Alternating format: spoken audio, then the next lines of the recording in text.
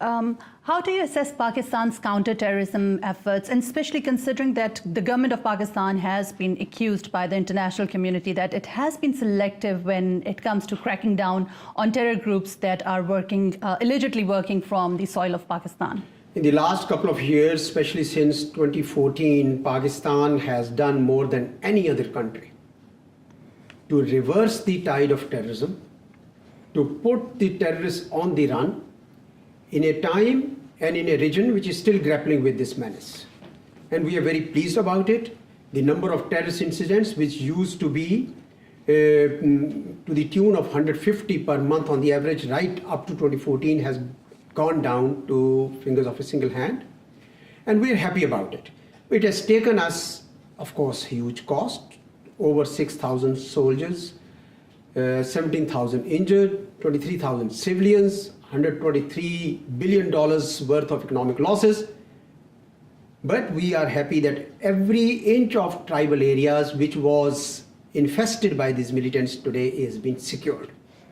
I don't think any other country has put in and shown that kind of record. As for allegations, we don't think those allegations are correct. Pakistan and US have been cooperating in the last more than 2 decades, and we have achieved results. Al-Qaeda, if you don't hear about Al-Qaeda today, it is because Pakistan and US was cooperating. Al-Qaeda is an organization that had caused 9/11, and therefore we think that no country can tell us that Pakistan has not done enough. In fact, Pakistan has done the most. Right, you just spoke about Al-Qaeda and United States. The United States has kept, and President Trump has mentioned it in his South Asian policy last year as well, Pakistan's inability to crush Haqqani network, because whenever you talk about terrorism, Haqqani network, this is a topic that comes up again and again.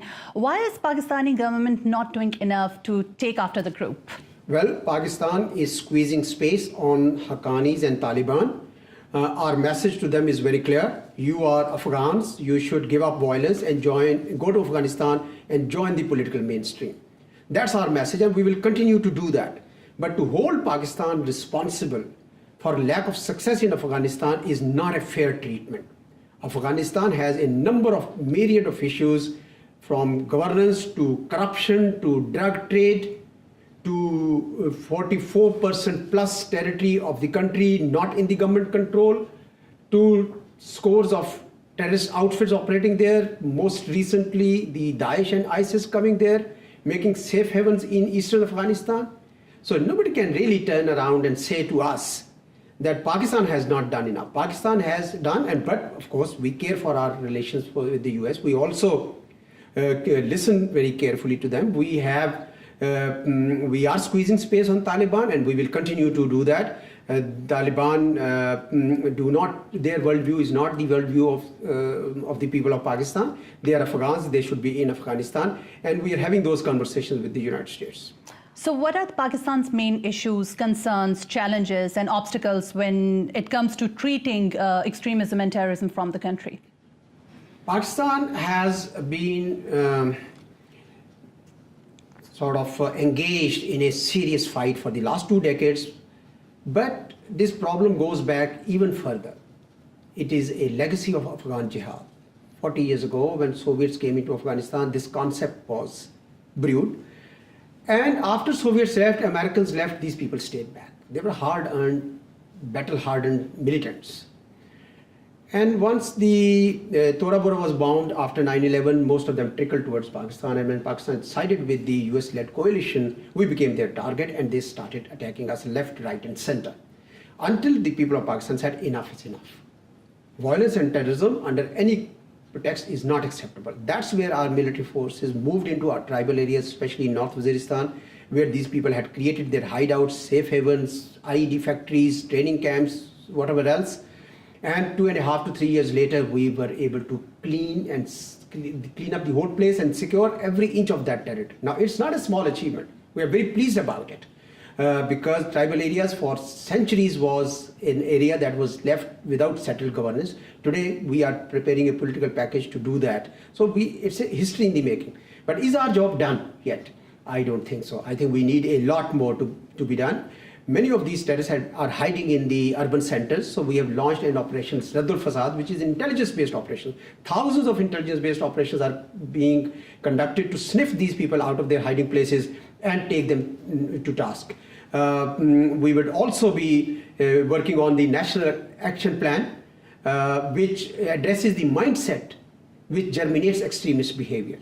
So we are still working on it. This is our major challenge. Of course, with the better law and order, our economy has improved and investments have poured in. So that is another major area, but we also need to work on that, I believe. The third area, I would say, it would be the youth bulge in Pakistan. That's another area where we need to be, 60% of our population is below the age of 30. So it's if we train them well, and I believe this will be a great resource for Pakistan. And if we don't train them well, I believe this will be a huge liability and could end up as a cannon fodder for extremists. And therefore, these are some of the challenges that I enumerated, but we are quite at it.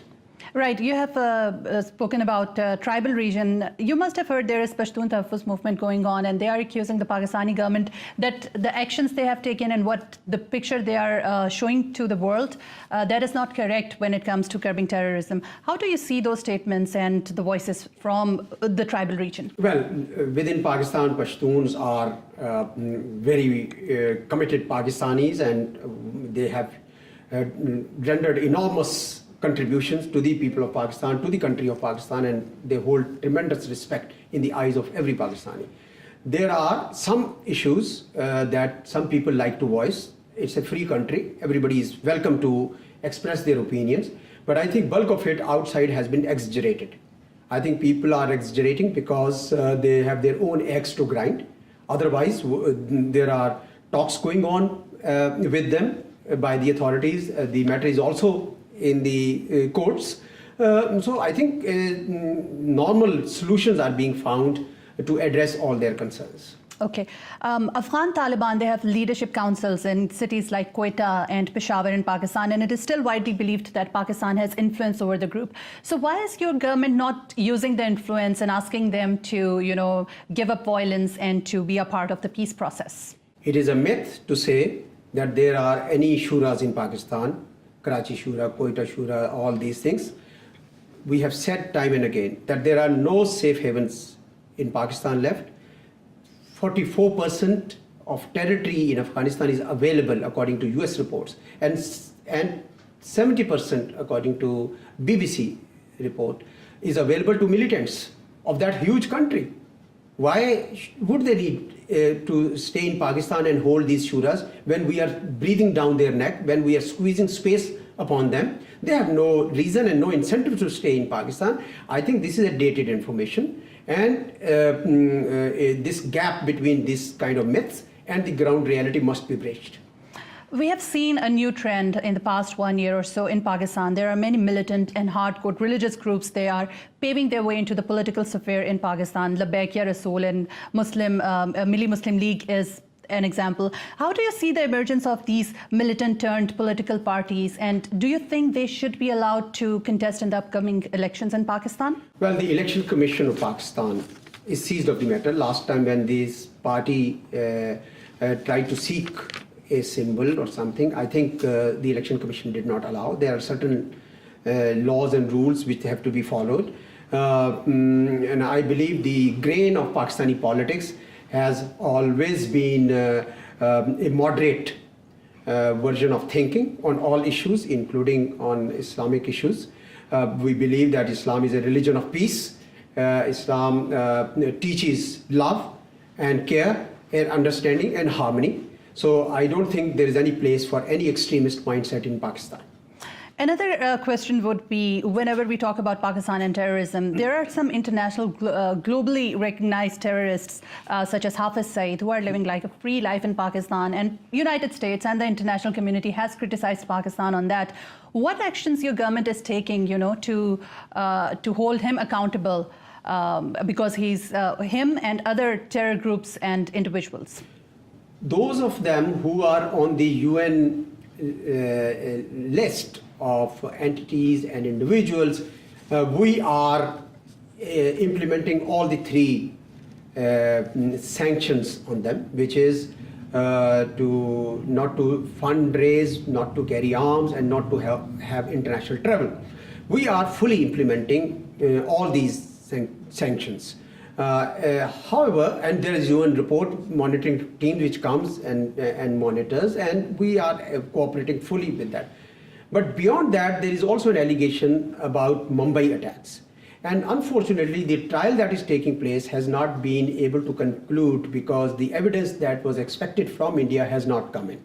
So we have tried several times. In 2012, I think the first judicial commission went, but even then they could not interrogate the prosecution witnesses, except 2. And then a year later they went again. But the full range of evidence was not made available, which can stand the legal scrutiny. Therefore, this case has lingered. Some people feel that maybe perhaps India is using now Mumbai trial as a whip to bad mouth Pakistan, and therefore they are not doing it. But nevertheless, Pakistan will continue to fulfill its international obligations.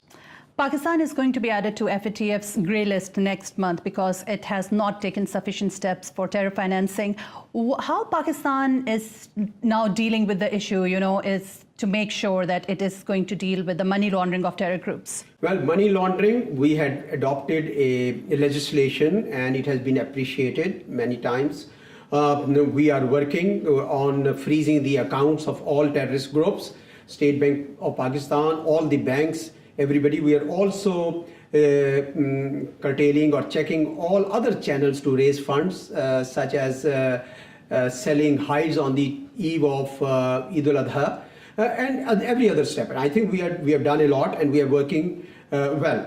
But my fear is that Financial Action Task Force is now being used politically to build up pressure on Pakistan. So we do not think that this kind of political manipulation of this institution to build pressure on Pakistan is justified.